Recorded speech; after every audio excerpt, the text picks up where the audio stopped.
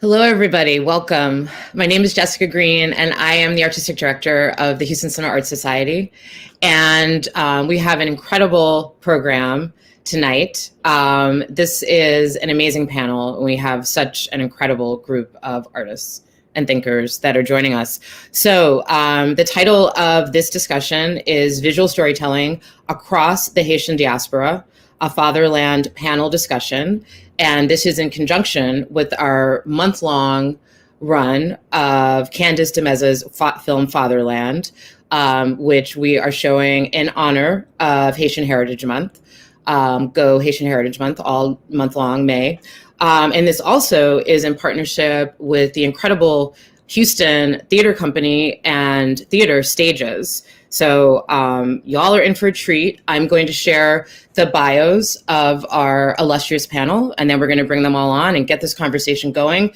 While we're talking, please keep your questions in mind. Think about what you want to ask. We're going to leave some time for audience questions. So please, share them in the chat as we, continue to speak. So first and foremost, we are going to be joined by Candace DeMeza, who is an actor, playwright, multidisciplinary artist, and mother of two based in Houston, Texas. A proud member of the Actors Equity Association, she has been called one of 7 young Houston theater actors to watch, and was awarded the 2018 Best Utility Player Award by the Houston Press. Social practice in nature, her projects manifest as participatory theater performance, workshops, and audio-visual installation.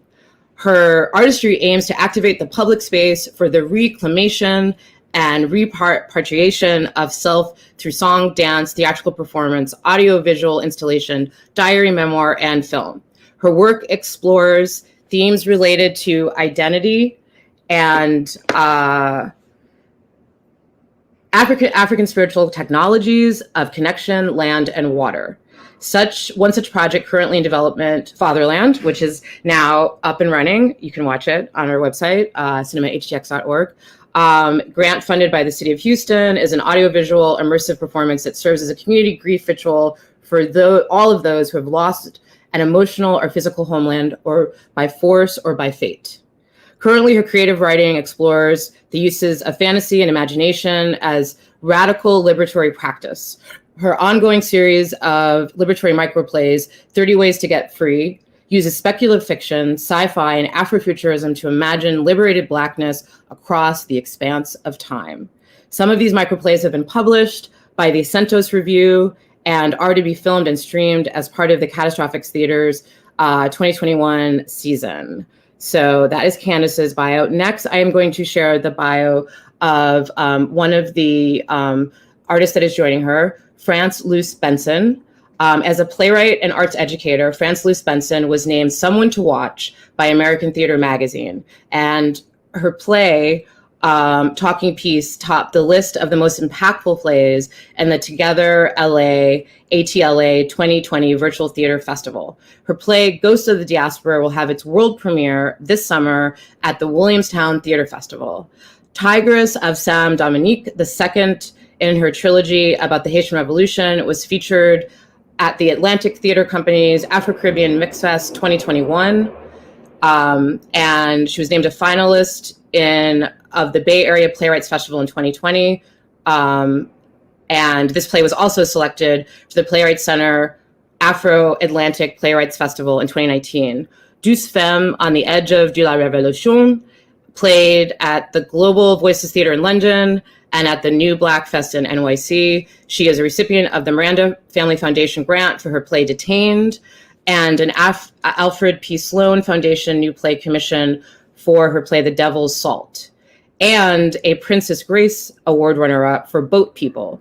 Additional honors include the Zoetrope Grand Prize for her screenplay Caroline's Wedding, Dramatist Guild Fellow 2016 and 2017, Sam French OOB Festival winner, NNPN Award for Risen from the Dough, and 3-time Kilroy List honorable mention.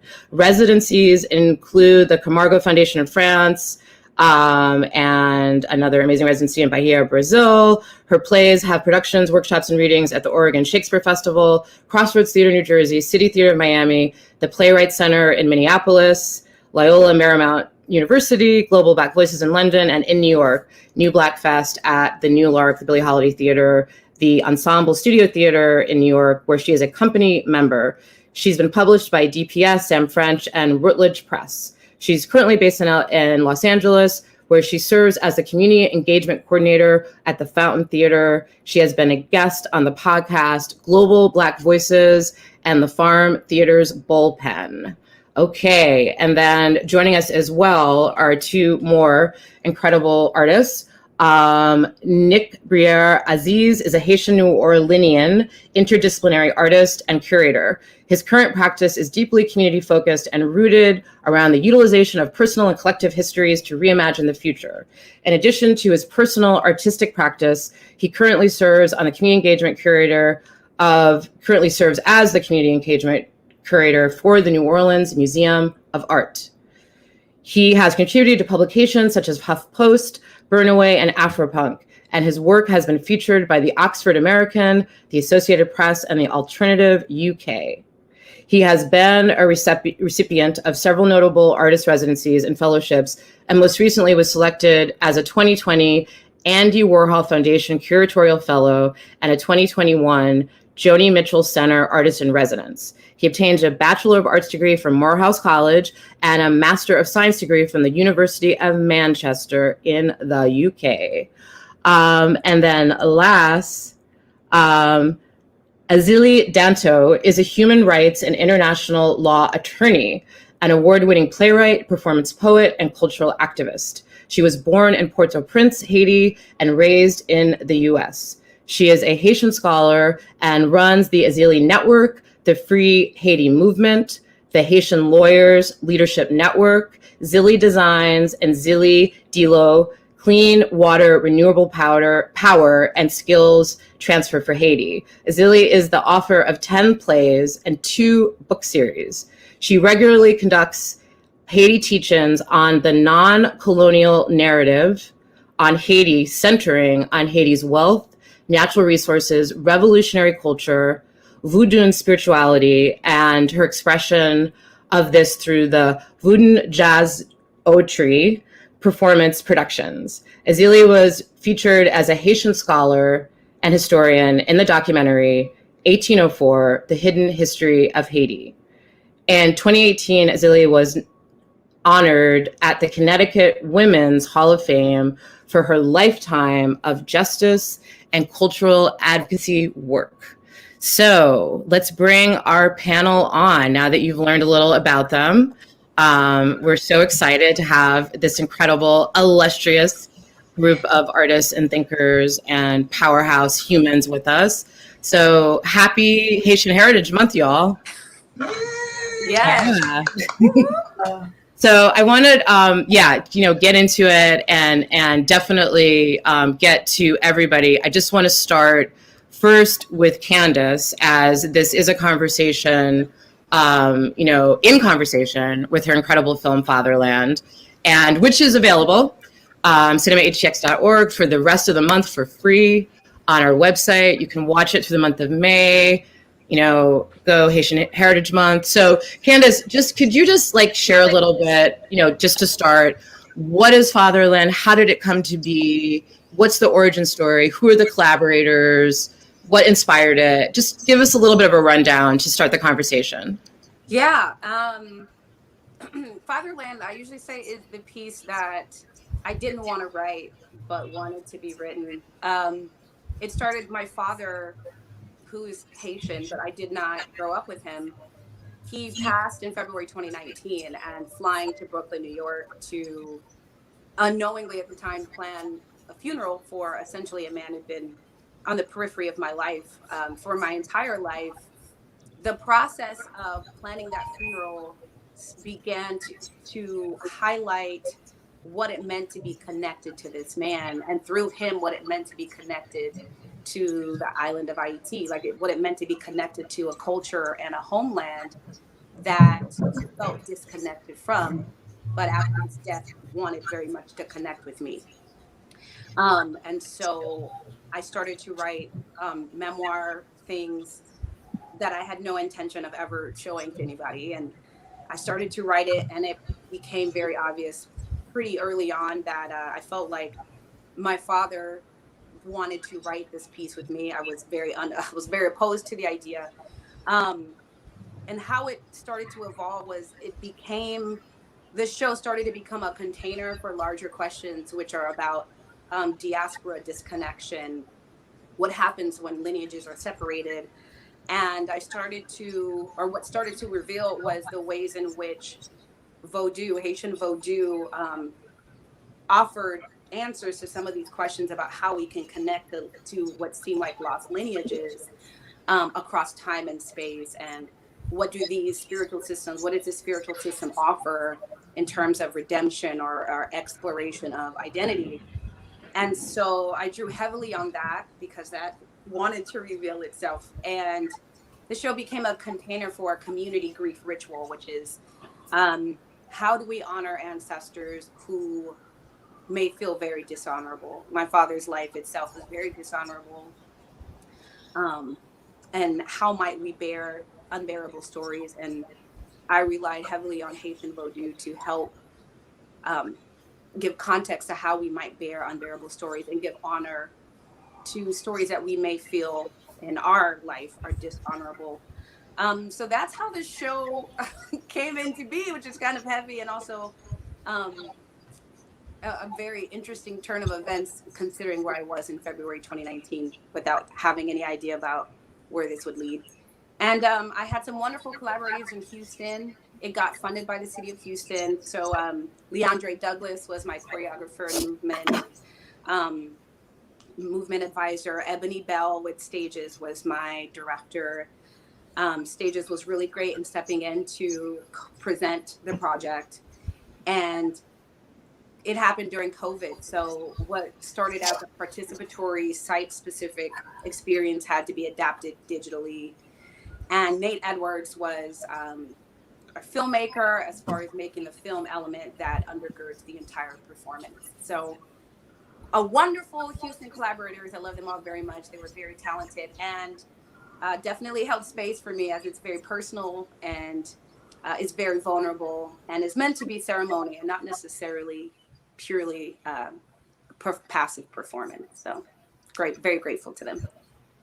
No, thank you for providing that background. And yeah, I mean, right, this theme of visual storytelling across the Haitian diaspora, and you brought up the role, I mean, you've talked about a kind of subversive role of voodoo in this film and in the work, you know, and Azili, maybe we'll start with you on that. And talk a little bit about, could you share with our audience a little bit about your name and, you know, the role of voodoo in your work and and how, you know, in celebration of, you know, Haitian heritage, like how it connects up to, you know, just your identity and what you're expressing and kind of the lens through which you are creating your work.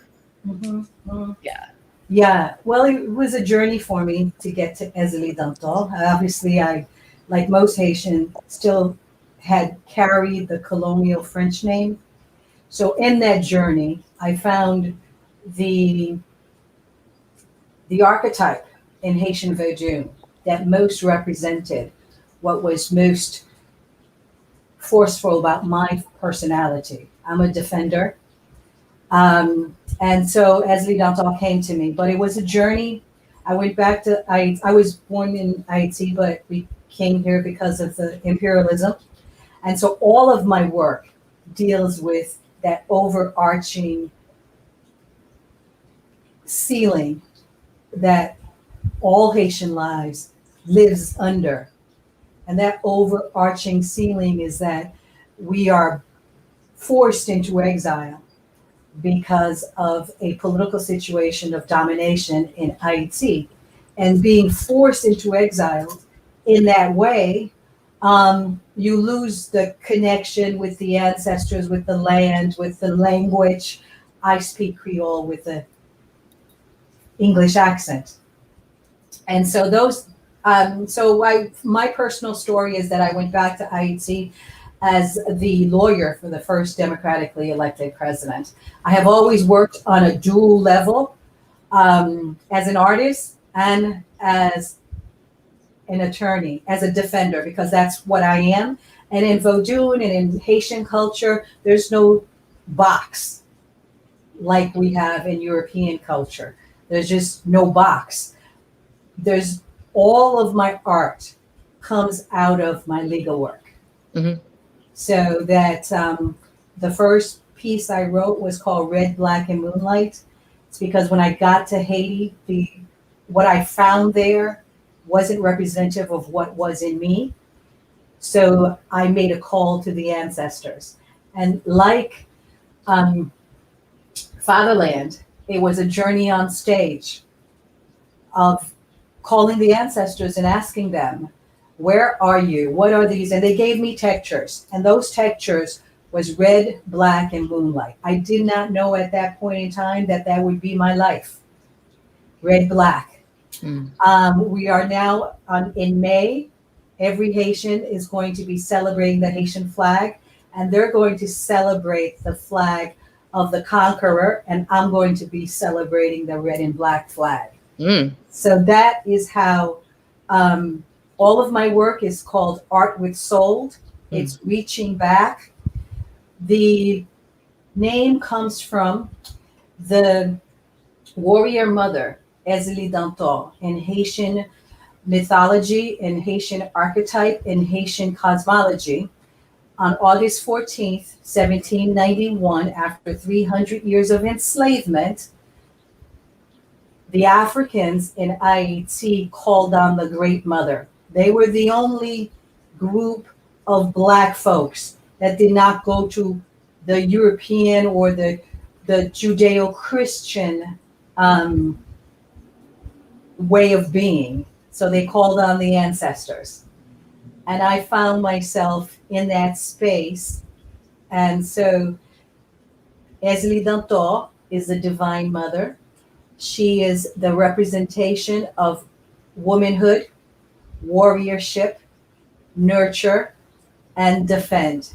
And it's called a Metet in Vodun. It is the spirit and vibration of the universe that most meshes with my personality and how I issue into the world. All of my plays deal with, I have the Bois-Caïman play, which is a reenactment of the revolution and Ezeli coming. And I use poetry, dance, and to express it. So I have so every year, the plays that I do are cyclical and they mesh with Haitian history. So we start with August 14th with the reenactment of the Haitian Revolution. We go down to the Jean-Jacques Dessalines. I have the story of Jean-Jacques, who is Haiti's founding father, and all the warrior women who influenced him, because he was raised by a Dahomian warrior, Grand Toya. And in that play, I play each of those women. Grand Guiton, who was his spiritual advisor, Sani Belair, who was a lieutenant. I play these women of the Haitian Revolution between September and October, and I travel the world with those plays. And then in November, I do Vertier. Vertier is the final battle of the Haitian Revolution, and we reenact that. For instance, to come to the apocalyptic Haiti earthquake, the play I wrote is called Seismic Shift, and freestyling to murder Tarzan, Jane, and their Uncle Toms. So all of my work comes from my experiences, how I issue into the world. The very first one was when I came back from Haiti the first time. It's called Between Falling and Hitting the Ground. And that's how I felt.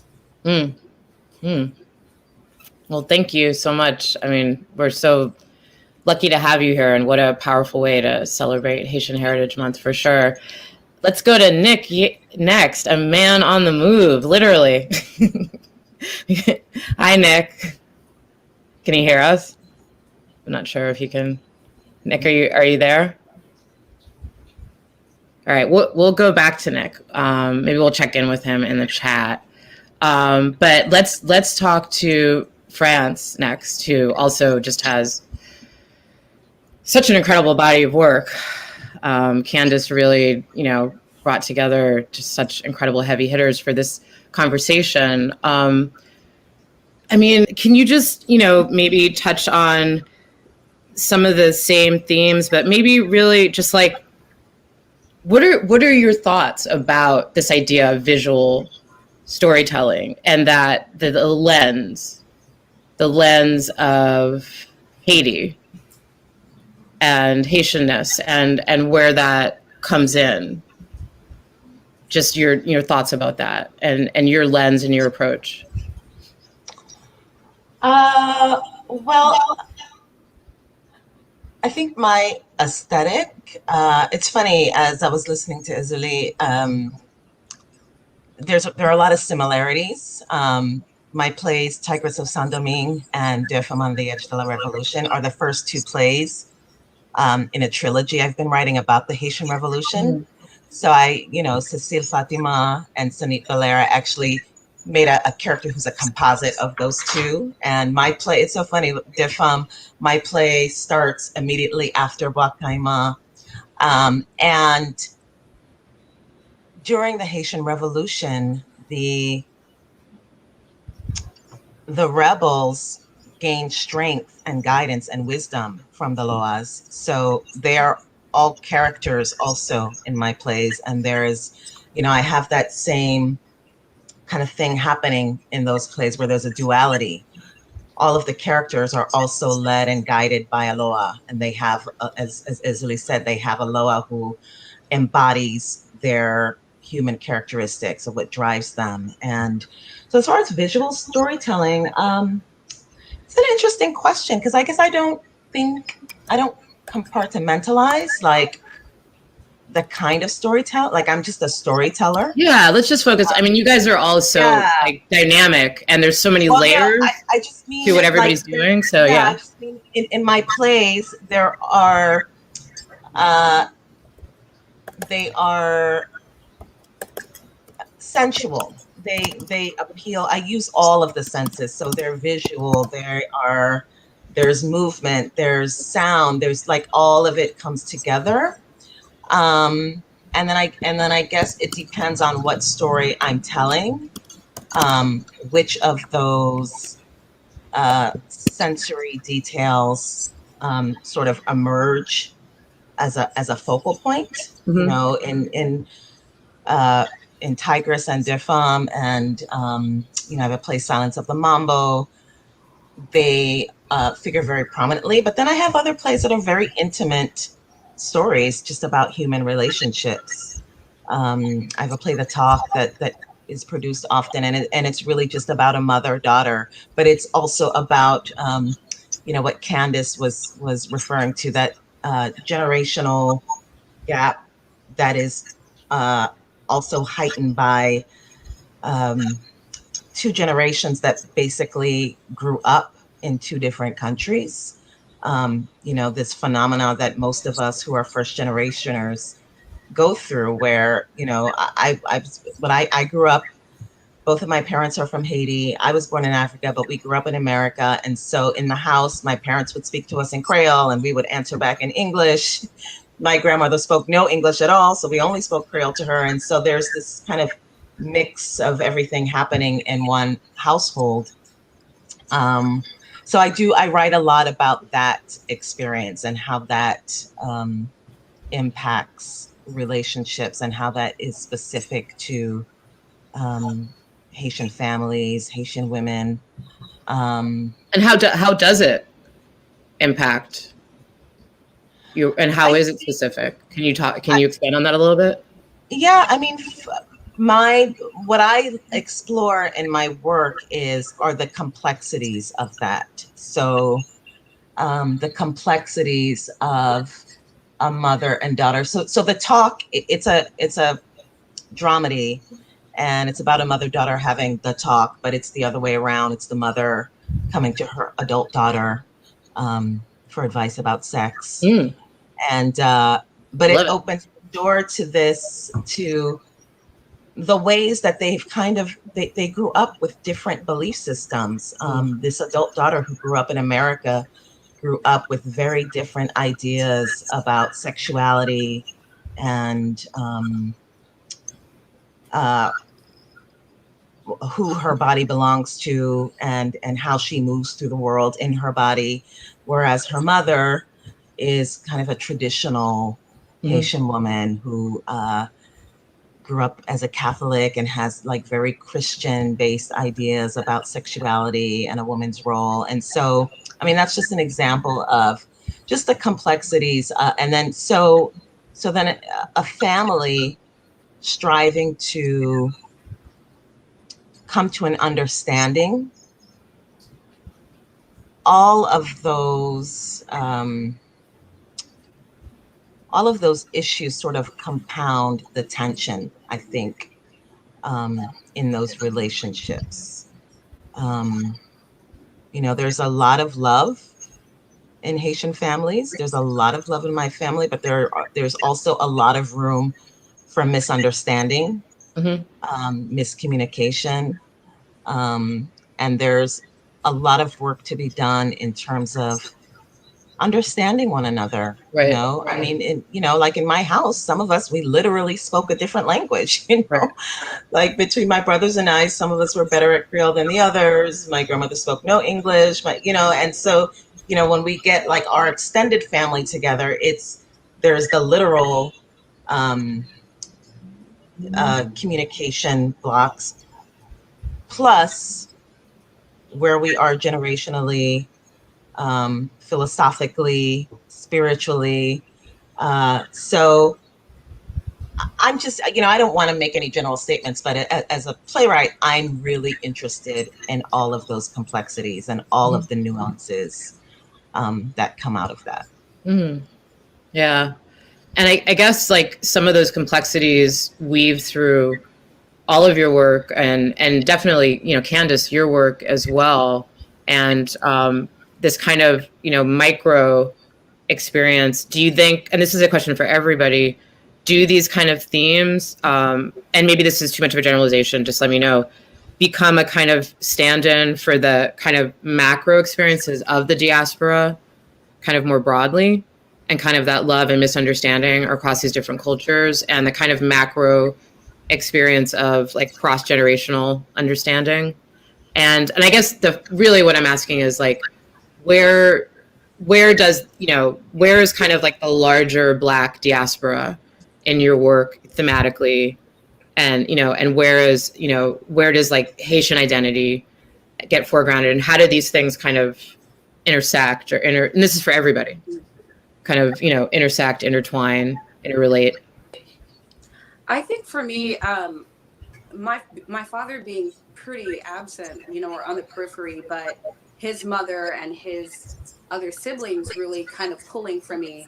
I grew up with my mother, who is American, and I often found that in the like collective African-American identity, I found some resonance, but I couldn't find resonance within that larger narrative, that African-Americanness, for what it means to be a daughter of an immigrant. Like there wasn't a lane for that. And so I felt like with Fatherland specifically, and sometimes geographically, there's not a lot of nuance to discussions about Black identity that are inclusive, that some of our Black identities involve immigration, right? And the way that US imperialism works in other countries that are not America, right? And the way that these cultures and identities form as a result of that. And so I felt like... But could you just repeat the last thing you said? Yeah, and the way that culture and identity forms via leaving a country and coming to another country, especially in terms of my dad and the story of immigration and how hard it is to get American immigration and what's going on back home, and then how that integrates in terms of your identity. There wasn't, for me, a lot of place to explore that element, and I wasn't seeing it highlighted anywhere where anybody was talking about what it means to be Haitian or what it means to be first generation, but perhaps not African, but from another colonial place. And so I felt like being able to highlight some of the nuances of Black identity or African diaspora as it relates to Haiti specifically was an important narrative. It's an important narrative to highlight so people can have a more intersectional even discourse of what it means to be Black and what that experience even is. Yeah. And if you know, if you guys could also, you know, share your thoughts, you know, on this, and just just the place of this kind of broader African diaspora and how Haiti fits into that, is inside it, is outside of it, just, you know, in your work and those themes. And and we got Nick back. Yay. Nick, can you hear us? Can y'all hear me? All right, we're gonna all right. So Nick, we're gonna just, because we haven't heard from Nick yet, so we're just hold that thought, ladies. We're gonna come back to you. Let's just get Nick in the conversation, because we had some sound problems before we worked it out. And also just to note, like, you're doing a lot of like installation work, right? And like, so it's a little bit different from like kind of the writing tip. And that's a kind of different orientation. And it is kind of, you know, this very, you know, working in these really, really super visual mediums, right? So, could you just, you know, touch upon like that, you know, in celebration of Heritage Month, that, you know, that lens, that presence, that background, that literacy, that centering, those values, where it comes in your work, and just share with us a little bit about that? Sure. Sorry about the video issues. No, it happens. So I think, you know, for me, a lot of my work just starts with my family heritage. Obviously, like everyone else, my grandfather was born in Marie, Haiti, in 1915, and he started a Haitian art collection in 1944, and then collected with my grandmother throughout their lifetimes. And it's now over 400 pieces of Haitian artwork. And so I got to just grow up around that my entire life, and I think just be influenced by that, just that beauty, those images, and that history. And so in terms of my installations or my mixed media assemblages, I think that thread, you know, goes throughout them all, just that influence from my childhood, but also, for those who don't know, Haiti deeply influenced New Orleans' culture. And so in 1809, following the Haitian Revolution, Haiti deeply influenced what culture? New Orleans' culture. New Orleans' culture. Got it. Okay. Yes. Yeah. So following the Haitian Revolution, 1809, nearly 10,000 Haitians, free people of color, enslaved people, came to New Orleans and brought many of the traditions and spot food and architecture that we see in the city. And so I think, you know, that's a history that's very under discussed in New Orleans. And so a lot of my work, I think, visually tries to touch upon those connections. And even thinking about something like the 1811 rebellion that happened in New Orleans as well. It was the largest rebellion of enslaved people in North American history. And it was led by Charles Deslons, who was believed to be a Haitian man. And so, you know, I have a series of works that kind of touches upon that as well. And so, just I think always kind of thinking about those connections and those threads is something that's deep within my practice. Yeah, no, that's amazing. I mean, New Orleans, man, it's like, it's really it doesn't get credit, but it really is like where any kind of American cosmopolitanism is born. I mean, New Orleans was New York in a lot of ways before New York, in terms of, you know, the representation and really being, you know, it really is kind of like the seat of American civilization, even though it doesn't get that credit. And when we talk about, like, you know, urban culture, New Orleans is where this happened first. Yeah, I learned, kind of intermingling before any place in the U.S. It wasn't in Boston. It wasn't, you know. So yeah, it's a really interesting history, right? Yeah, I was listening to something maybe like a year or so ago, and it was talking about the shotgun house, and obviously that's a style that comes from West Africa into New Orleans via Haiti. And the shotgun house apparently was the first, I believe, house to have a porch in the United States. And so, like, to me, that made me think about just like that idea of like congregating and like how prominent porch culture is in a city like New Orleans, and like how that really starts kind of like just the social culture. So yeah, I think yeah, to your point, it's very deep and rich there. Yeah. And I guess this is a question for you and everybody else, besides Kansas who spoke on this, just like, the African diaspora, Haiti, and like where did these two ideas like fit into all of y'all's work? How much is like Haiti centered? How much is it folded into an idea of the African diaspora? Or, just if you could just talk, how much you kind of foreground one or the other, how much they play into your work, those ideas, those kind of pillars. So I was saying that most of my work mirrors what I experience in life. And the patterns to me in Haiti and the patterns in America at the macro level are the same. So for instance, I was an entertainment attorney. And then when I went to Haiti, I was representing the president of Haiti. I found the same white liberal problem of other white supremacy trying to represent what was mine. And I found myself fighting in the same way I fought in the entertainment industry with clients. I used to represent hip hop clients, and they would, as soon as they got Grammy Award, there would be that competition, and that societal white supremacy was there. Same thing in Haiti. So I made it sort of my mission to speak for Haiti. Before the Free Haiti movement, before the Aziz network, most of the people speaking for Haiti 20, 25 years ago were white folks. We worked really hard to change that. So for me, imperialism is the over domination, white supremacy, racism. These are very tragic, but they are overarching with regards to how my work expresses itself. For instance, I have a piece called School's Out, and I say that Papa left Haiti, but Haiti has cast a shadow that locked him inside.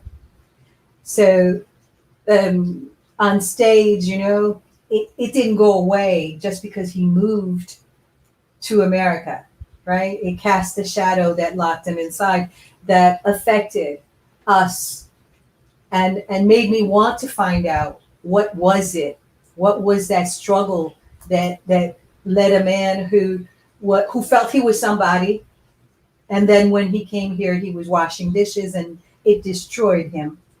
What was that? And how can I change it? How could I go back and change it? So, and I think that journey is an African journey.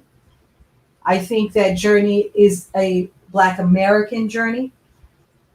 I think that we all have that in common.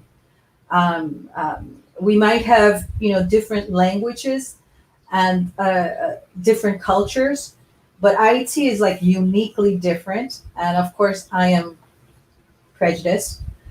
Uniquely different in that we were the only nation, the only group of people in world history to actually take the place of the masters.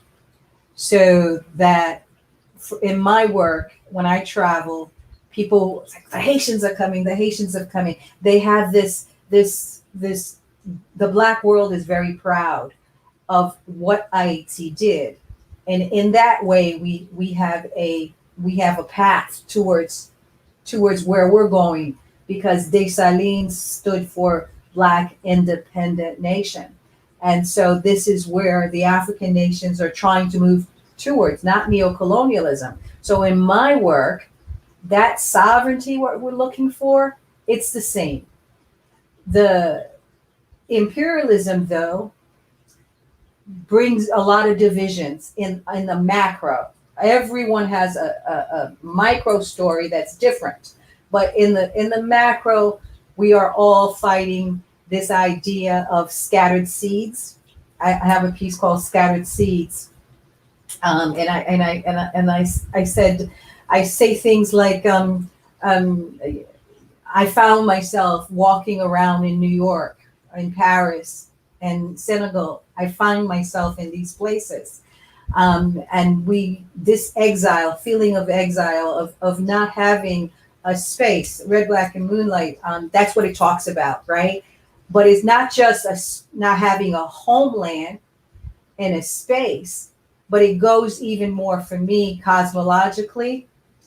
When you look at the culture that I was engrafted into, and the culture that's trying to assimilate us, well, that culture, I have a piece where I talk about, I'm lost in that red, a red that wants a woman, a symbolic mother of the species to get with biological fatalism, ageism, and sexism. I'm lost in that space. There's no setting for me in the space where Cain had a future and Abel disappeared. That's how my work is expressed. And then I live it as a defender. One example, the UN came into Haiti and they gave us cholera, which Haiti had never had. So my little niece, the Dramatic Guild of America asked me to put together something, but they didn't expect what I was going to say, because they wanted me to put something together that dealt with the duopoly and what Trump had said about Haiti being this whole, right? But from my experience, from my work, how is it possible that the UN could kill more than 10,000 people and the world is silent? And, Obama comes into court and says they have immunity. So in explaining that, so I did a piece with my 5-year-old niece, and we go on stage. And the title of that piece is, how do you tell a 5-year-old that the UN is not potty trained? So that's how my work is expressed.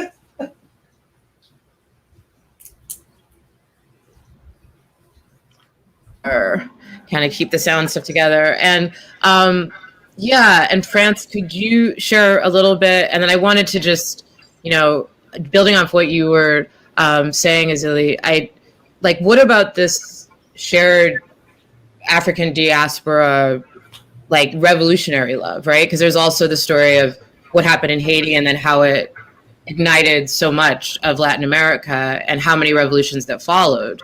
And that story doesn't also, I think, get told enough, right? There's always the talk about the French Revolution and and what that ignited, or the American, but what happened in Haiti also ignited at that time, not even a century later when we had the independence movement in Africa, but at that time, all of the slave rebellion throughout Latin America because of what happened in Haiti. So, France, could you talk a little bit about that? The kind of African diasporic shared, revolutionary love. And I also want to get into this idea of Afrofuturism. And I would like you guys to all kind of just talk about that and where that fits into your work or not, that idea.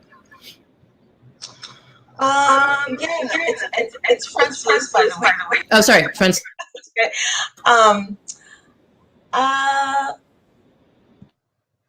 Well, I think this question for me is very similar to the question, the previous question you asked, at least in my work. I also am really interested in the parallels between what's happening in Haiti and the rest of the world, or how what's happening in Haiti, the work that Haitian activists do, the parallels between that and activists in America, activists in Nicaragua. So for example, my play The Devil's Salt is about Jean-Dominique, who was known as a journalist. He was a very popular critic of the Duvalier dictatorship, but he started his career as an agronomist. And my play focuses on that part of his life and career. in the 60s. And when I wrote it, you know, I was really interested in how his work then and what was happening in Haiti then is in conversation with America now. You know, the government, the dictatorship, they were very suspicious of scientists and science. They did not, because they saw in the work that Jean-Dominique was doing at that time was using the principles of science to help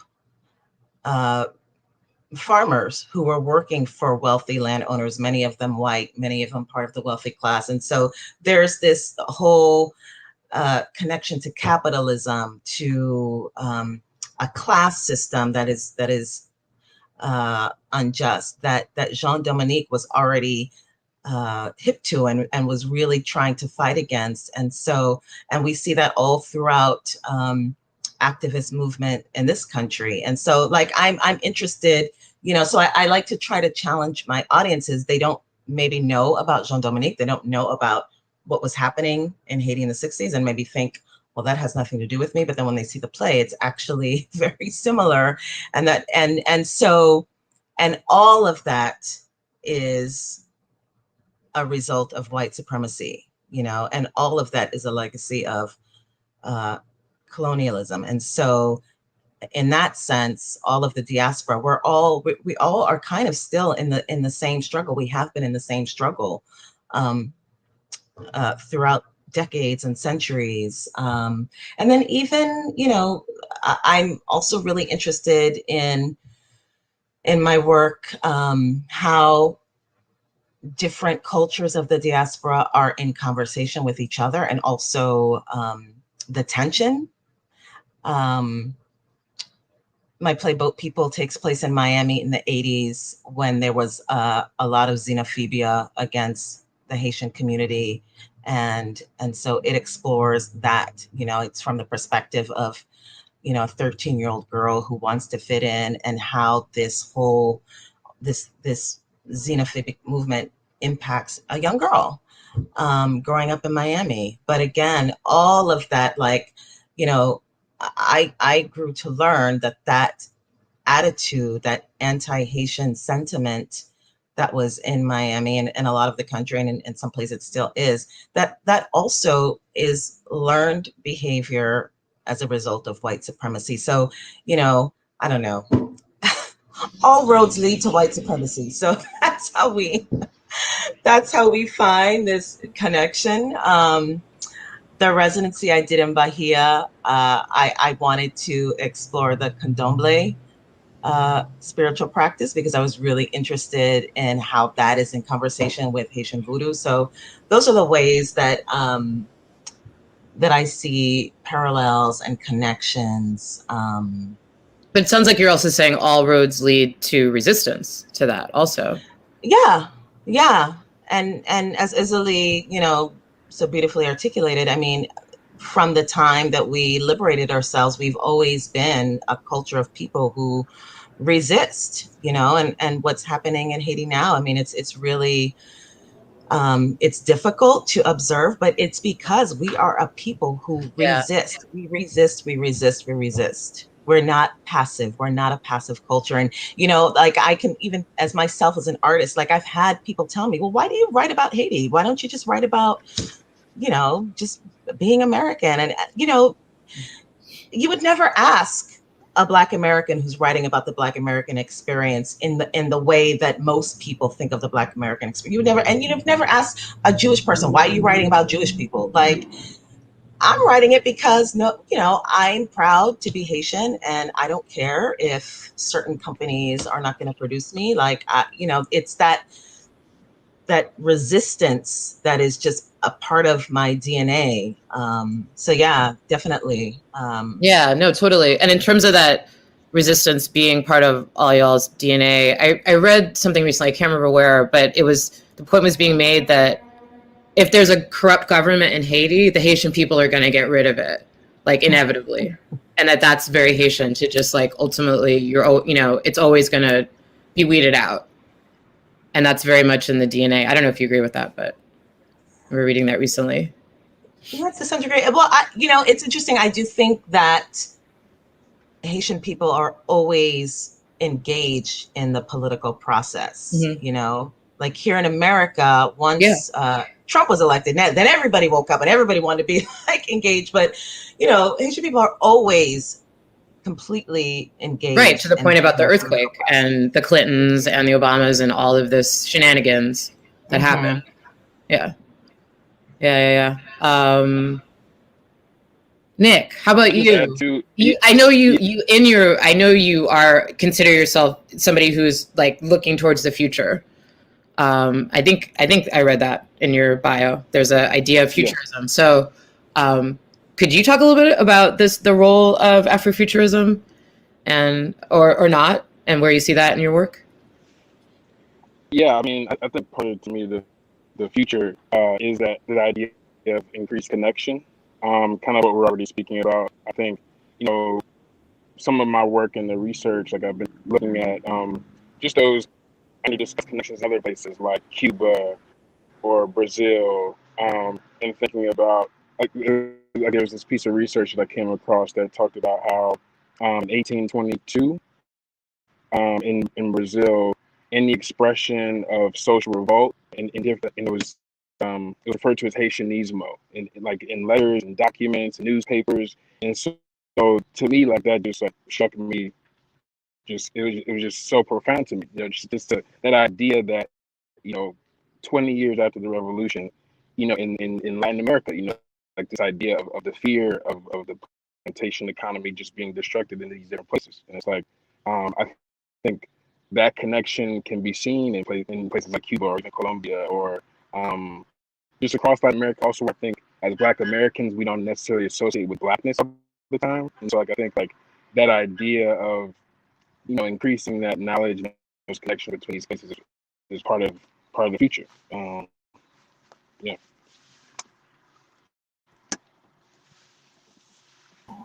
What about the idea of Afro-pessimism? I'm recently learning about that, and I think someone told me recently, like, it's the idea of Blackness dying, or like that's one, I guess, part of the theory. And yeah, I don't know where I saw on the spectrum of that, because I think there's this part of it where I think you're destructing the construct of Blackness, which was in some ways given to us or conditioned into us to think, oh, this is Black versus this is not Black, or you can do this and this. Like, so to me, I mean, I think I resonate with those aspects of it, because I think the idea of Haiti being this country that really led independence, the idea of freedom, for an entire hemisphere of people, and that not being associated to specific things. I think at least in the United States, like, we associate Blackness with specific things, and I think this idea of true freedom being that there is no limit to Blackness. So I think in terms of Afro-pessimism, maybe that's kind of where I fall within that spectrum. Thanks. Y'all, we're gonna wrap it up soon. So, audience members, people on YouTube, send some questions. We want to get some of your questions in there. We're winding things down, so now's the time to please send your questions. Candace, I saw you nodding a bit. Please jump in there.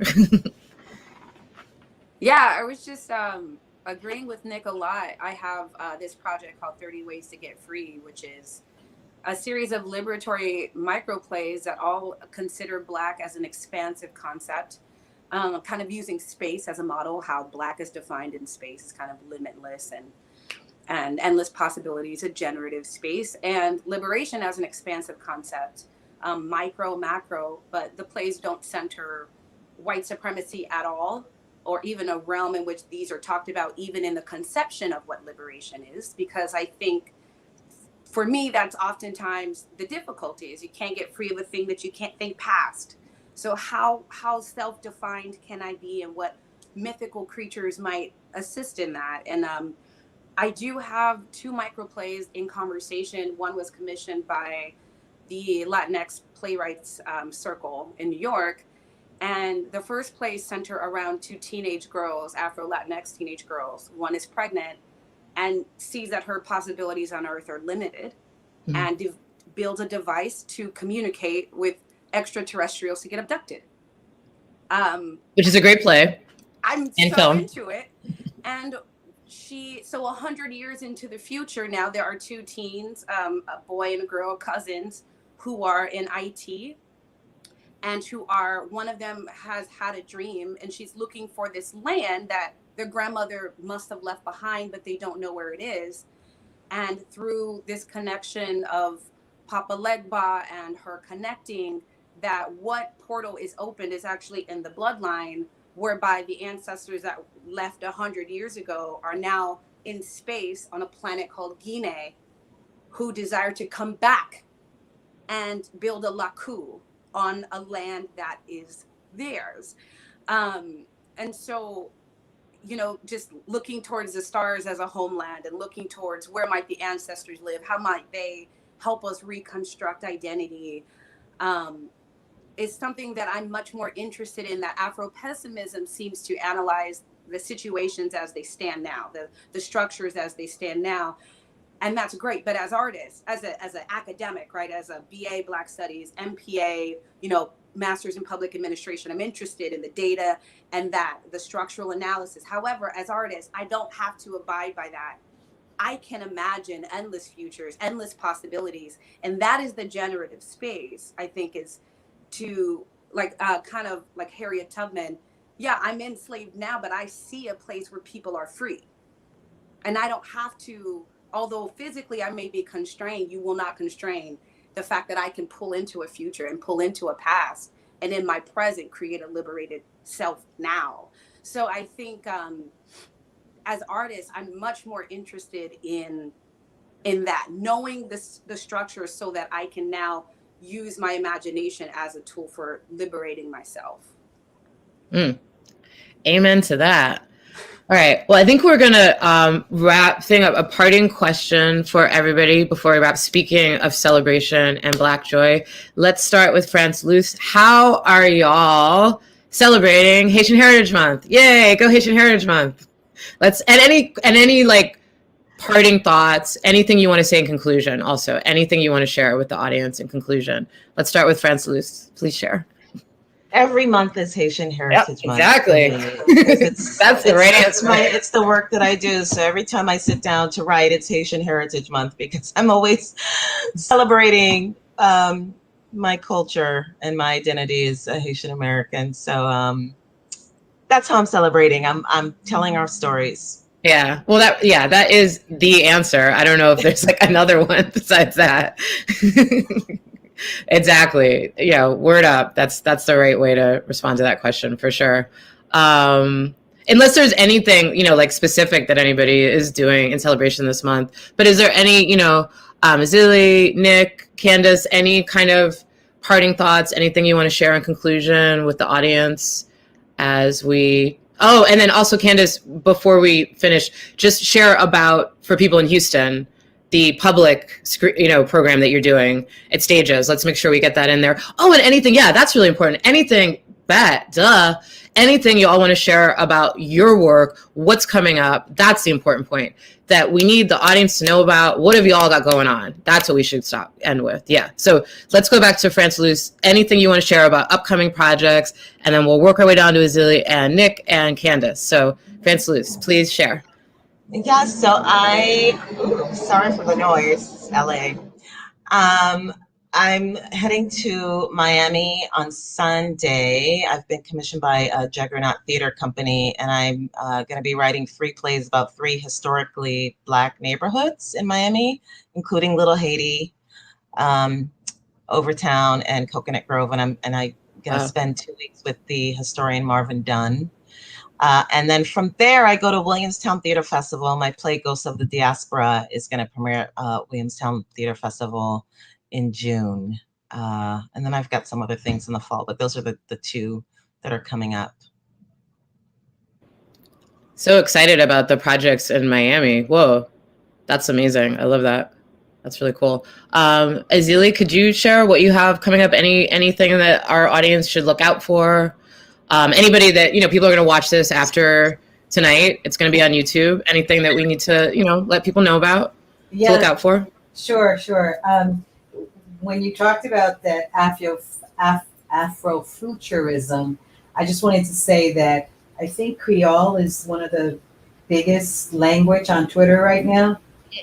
So the resistance is being social media is a way of Haitians without a voice. They're now getting a voice. It's not Miami Herald and New York Times telling our colonial story and showing this violence. Part of my work is to show that there's more violence in Bahamas and Jamaica than there is in Haiti, but then there's this perception, and Haitians don't know. So all of my work is to change those perceptions, and a lot of Haitians now are out there because we have more space because of technology, so that our voices, even if large performance centers and other places don't bring us in, we can go on YouTube. So in terms of the future, I think that envisioning who we are is something that's internal. And as Candace was saying, it's cosmic, because Vodun is about a cosmic people. So for me, May is for the Free Haiti movement. You guys know that the hashtag went viral. So please use it to keep it going, because our people are suffering tremendously.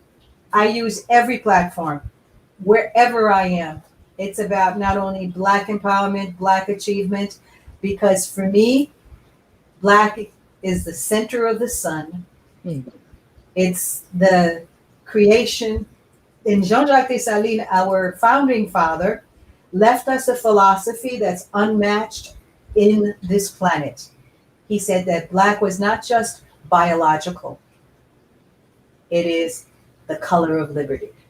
So that even the few hundred Europeans who fought in the Haitian Revolution were defined as Black. So I stand before everyone as someone who runs the Free Haiti movement, and I say that we are the color of liberty, and anyone who wants to stand with us is Black. Word. Nick, can you hear us? Oh, I think he's frozen. Yeah. So just what do we just want to wrap with, like, anything that anybody that checks us out today, that checks us out later, this video is going to stay up on YouTube. Like, what do you have going on, and just parting thoughts, food for thought as we go into the evening, and anything you want to share about what you have coming up. Yeah, so I have a series of video works that I've been working on. One was shown at a museum known as the Ogden Museum in New Orleans from September to February of last year. And the video works are all exploring the objectification of the Black artifact versus the Black body. And so just thinking about kind of those relationships throughout history. And so the first one was entitled Pimpin' and Easy. And it was looking at the history of museums and their histories of looting African objects. And then there's a follow-up to that video called The Black is Hot, which is looking at art auctions, slave auctions, and just that idea of the body versus the artifact. And the third one is called Juicy Fruit, which I'm finishing right now. And so, yeah, I mean, those are current projects that, if there are any institutions, organizations that are interested in showing that, I have that. And I'm also working on a series of artworks that are exploring, again, the Black body, but then about the fleur-de-lis. And its complex history of at one point being used to brand runaway slaves. But obviously now it is the most prominent symbol in New Orleans. And so these works are just kind of questioning, not necessarily saying that we need to do away with that symbol, but just kind of questioning its history and using installations and different artworks to do that. Nice. You guys are just kind of twiddling your thumbs and not really doing anything and smelling the roses. So, Candace, let's wrap up with you, and please share about the upcoming stages, screening, outdoor screening in Houston for folks that, are local and want to check it out. Yes. So in addition to Fatherland, which again acts as a grief ritual. So if you have a candle and you have a cup of water and some tea, please participate with me at the end. That will be up on Houston Cinema Art Society the whole month of May for free to digitally stream. And if you are in person and you're in Houston, you can watch it on like a Jumbotron screen at Stages Theater on the Brown Foundation lawn. They've got the lawn sectioned out in pods, so you can reserve a pod with up to 4 people of your choosing. And we're trying to get some Haitian vendors out, and we have a Haitian food truck. I'm super excited about that. So they'll be there, which if you're not from Houston, you don't know how rare that is to find, but a Taste of Haiti food truck will be there. And it's on Flag Day, on Haitian Flag Day Tuesday, May 18th, and it starts at 8 p.m. So if you come a little early, get some food, shop with the vendors, and enjoy that. And in July, I've got my series of 3 films, 3 Afrofuturism films. I'm super excited. I'm super excited. I just watched another cut today. So those will come out as a part of Catastrophic Theater's digital season. So that'll be in July. And the alien abduction one will be in that as well as some spontaneous combustors and a transdimensional cell phone to men in prison. So it deals a lot with how sci-fi might help us understand what abolition could be.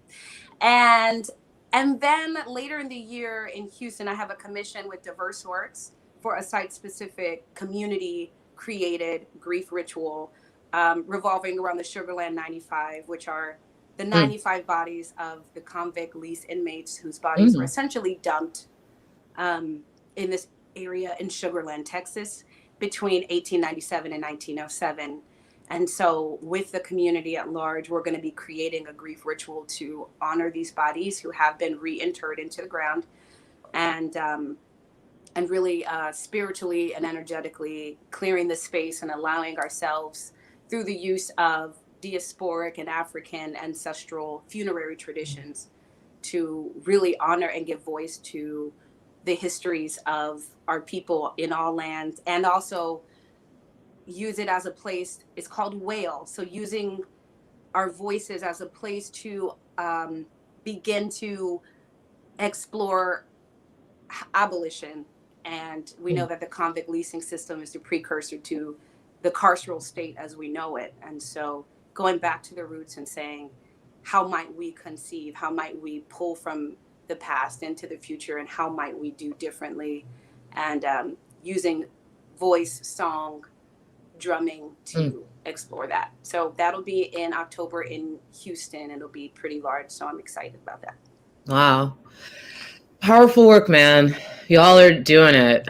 This has been amazing. Thank you so much for sharing your time and your wisdom and your thinking and your incredible work. And thank you for you. Thank you. And thanks, Candace. And everybody watch Fatherland, and everybody look out for Fance Luce's work and Azili's work and Nick's work and support them. They are incredible artists in the world doing their thing. And shout out to Haiti and everything it has given us, which is so much, including y'all. And thank you. And thanks for joining us, audience, and have a wonderful evening. Thanks. Thank you, Jessica. Thank you. Bye. Thank you. Bye. Thank you. I think we're off. All right. Bye.